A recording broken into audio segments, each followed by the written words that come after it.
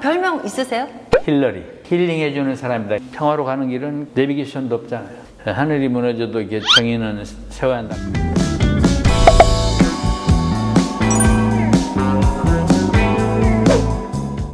안녕하세요. 김영 상임위원입니다. 오늘 아주 특별한 분을 모셨습니다. 새롭게 민주평통에서 수석 부의장으로 임명되신 이석현 수석 부의장이십니다. 안녕하세요. 예, 반갑습니다. 이석현입니다.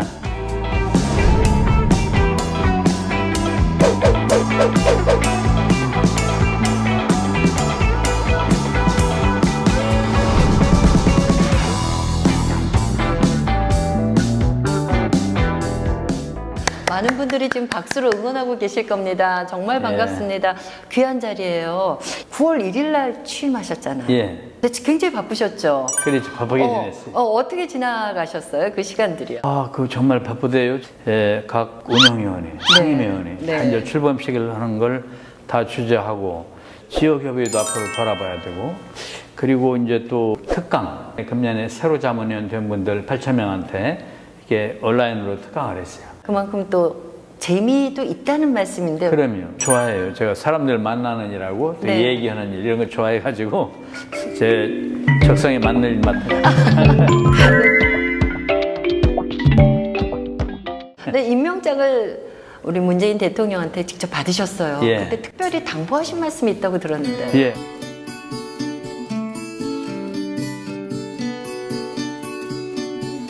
네, 대통령께서 당부하신 말씀이 이제 우리 평통 자문위원 당대한 조직을 활성화해가지고 평화와 통일의 담론을 형성하고 그리고 우리 국민 여론을 잘 수렴해달라. 그리고 국정 정부의 그 평화 정책을 널리 홍보해달라 이런 말씀을 했어요. 생각해보니까 우리 평통 자문위원회가 할 일이 바로 그 일입니다. 이제 데이지꽃, 평화를 상징한다네요. 네. 하얀 데이지꽃. 그리고 또 이제 또 은방울 꽃은 앞으로 행복한 일만 있어라 뭐 그런 뜻이란데.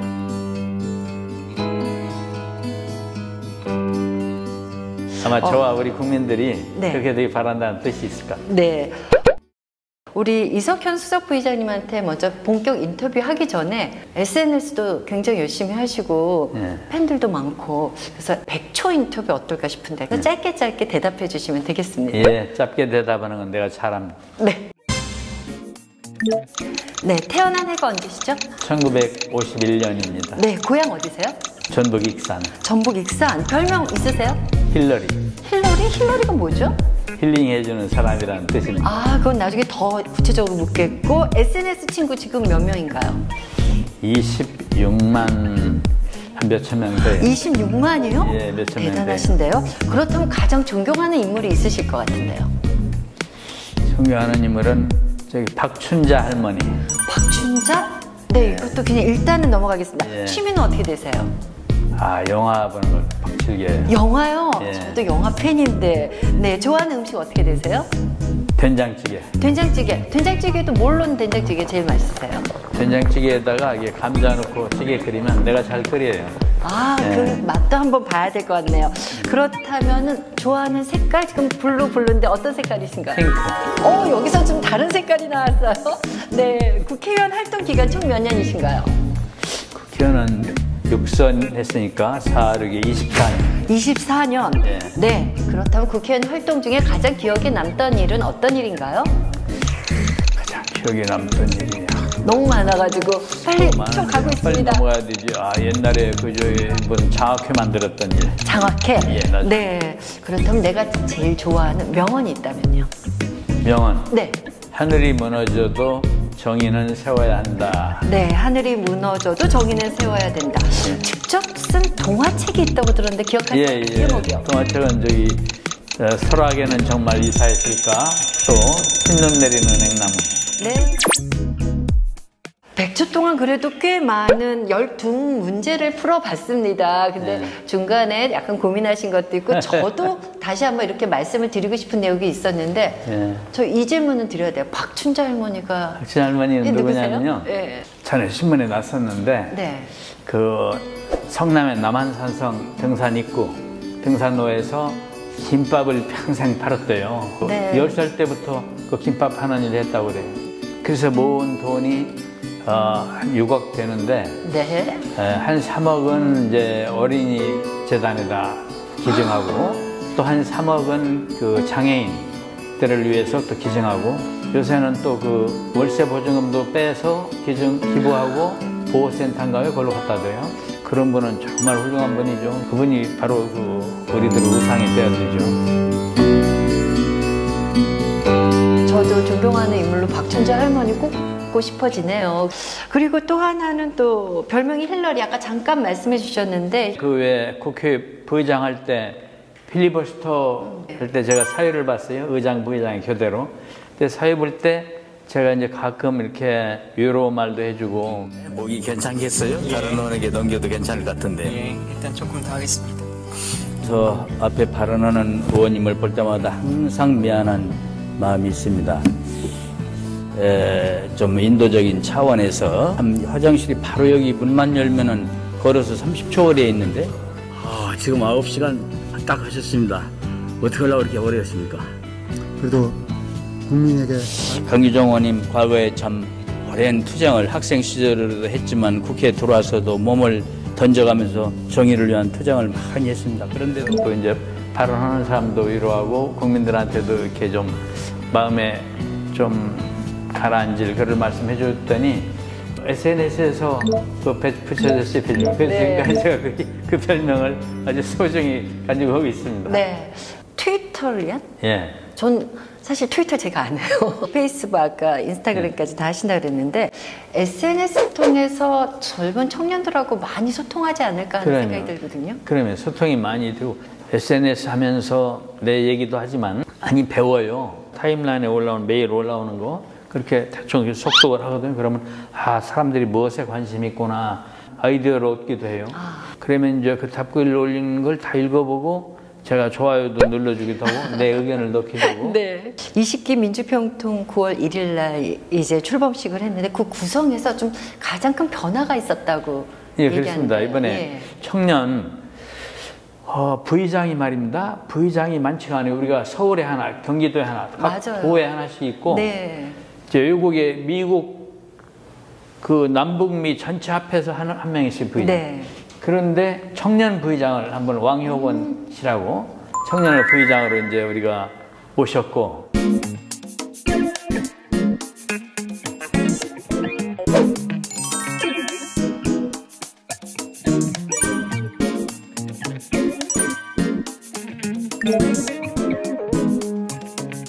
우리 평통자문위원 그 전체 인원 중에서 약 30%가 45세 이하입니다. 네. 그래서 상당히 젊어진 평통이 됐습니다. 젊고 활기차게 끌고 가겠다. 예. 네.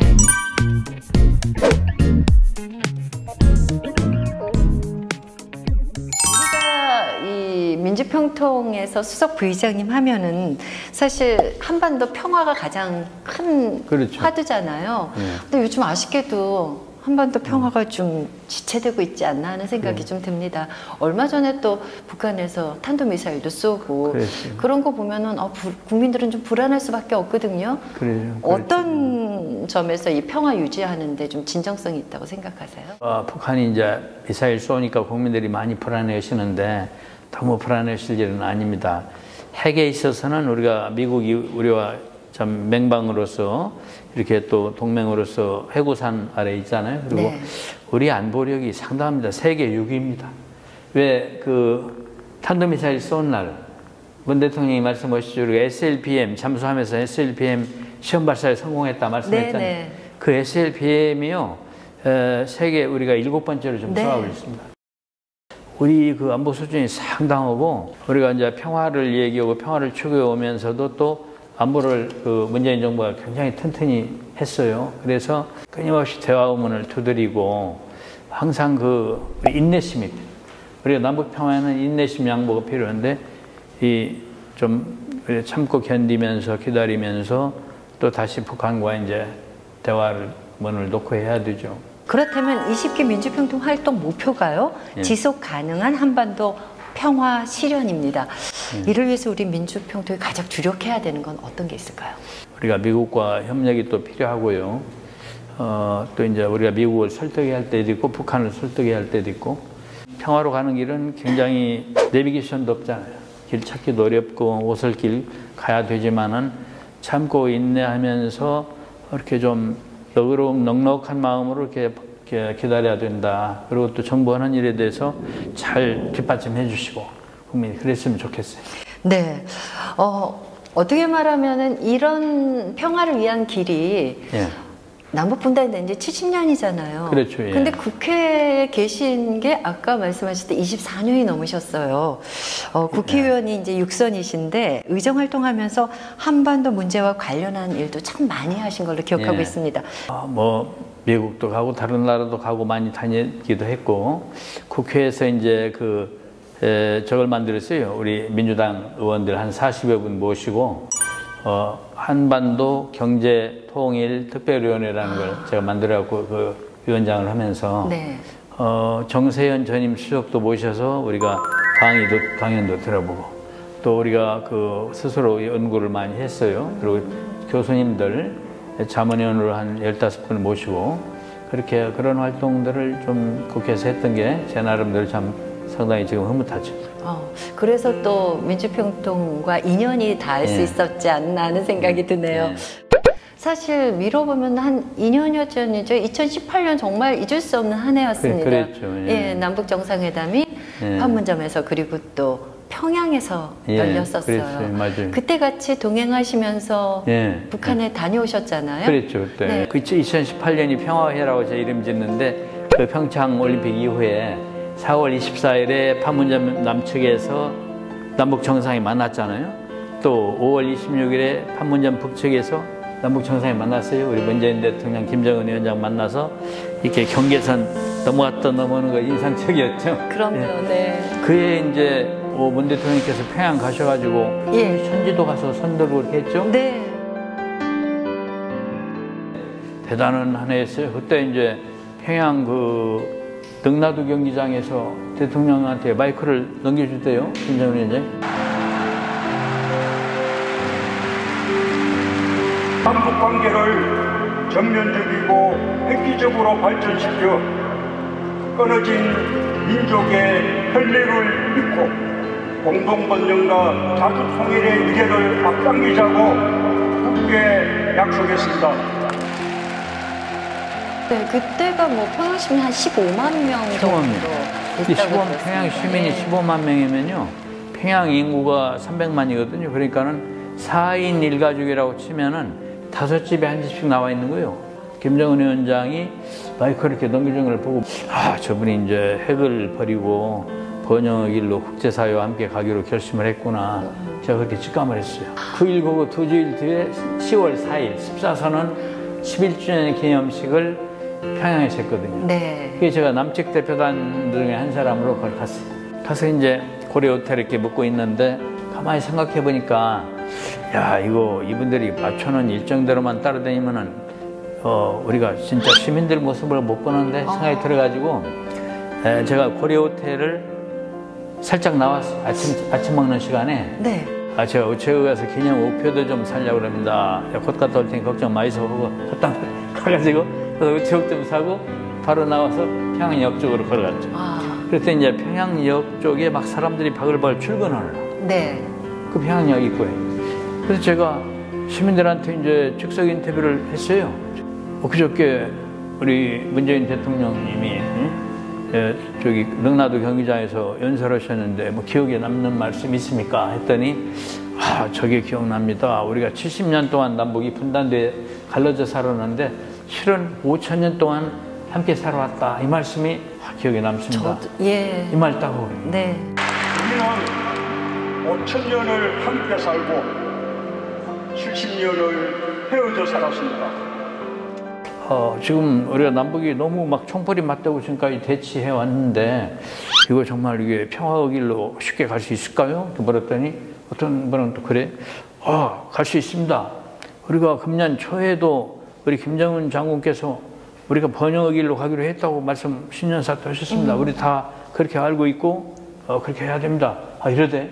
그래서 이게 일분들끼리만 지금 하는 얘기가 아니라 일반 주민들에게도 공감대를 형성하고 있나 보다. 내가 그때 퍽 뿌듯했어요. 네.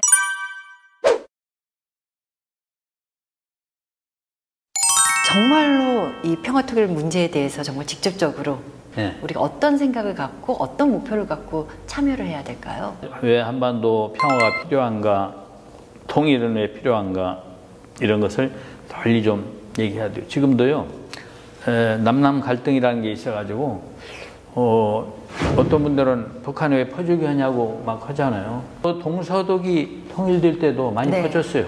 서독이, 동독이. 우리는 그 왜 담벼락, 막 시민들이 가서 깨트려서 동서독이 그냥 통일된 걸로 알죠.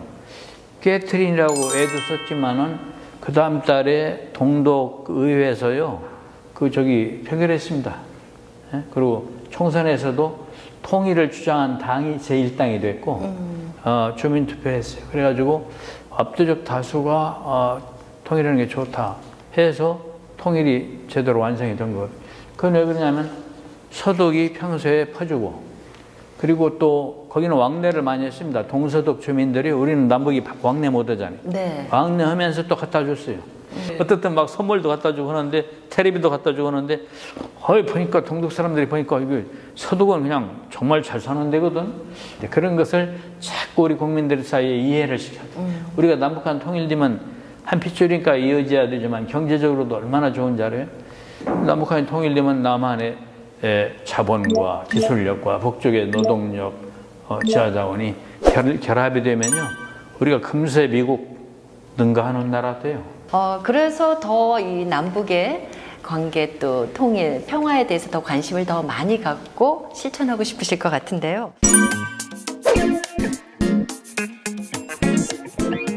민주평화통일자문회의의 자문위원들도 공공외교단들이세요. 예. 바로 131개 국가의 3,900명의 자문위원이 민간 외교관으로 활동하고 계십니다. 평화통일 공공외교를 잘하기 위해서 그분들도 하실 일들이 참 많으실 거란 생각이 들거든요. 요즘 시대에는 이제 대사, 공사 등 공식 외교관들만 외교를 하는 게 아니라, 워싱턴에 가봐도 막 무슨 연구단체도 있고 학술단체도 있고 무슨 친목단체, 여러 단체들이 있는데, 그런 데를 통한 공공외교라고 돼, 그게 더 효과적이더라고요. 한 예로 지난번에 위안부 결의안 미국에서 통과되는 거 봤죠. 그때 이 미국에 있는 우리 한인들이요, 나라를 위해서 막 열성으로 이렇게 그쪽 하원원도 만나고 막 국무성도 만나고 하면서 그 일을 추진했어요. 네. 이 여기저기 활약들을 우리 한인들이 하는데, 그중에도 특히 평통자문위원들이 역할을 많이 하는데, 그게 나라를 위해서 여러 나라에서 굉장히 중요한 역할입니다. 공공외교를 하고 계신 우리 해외에 계신 자문위원님들 이 말씀 들으면 참 힘이 되실 것 같습니다. 예. 민주평통은 한 2만여 명의 자문위원으로 참여하고 있는 국민 참여기관이잖아요.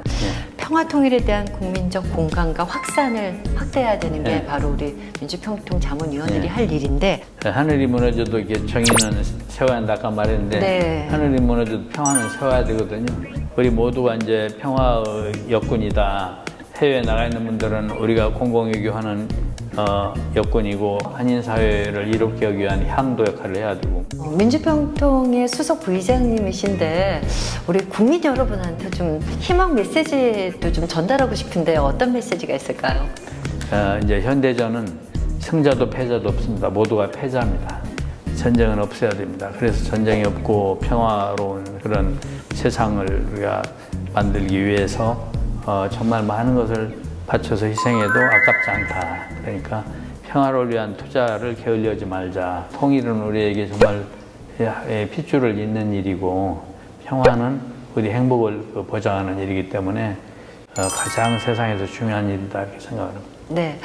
이석현 수석부의장님의 페이스북이나 이런 글을 제가 그 전에 잠깐 봤을 때, 더 굿맨, 더 큰 힘이라는 그 단어가 굉장히 저는 마음에 와서 닿았어요. 민주평통 40년을 맞아서 더 큰 힘이 되실 것으로 저도 기대하고 있고요. 또 희망을 가져봅니다. 우리 마지막으로 화이팅 한번 외치고 끝낼까요? 한반도 평화와 세계 평화를 위하여 화이팅!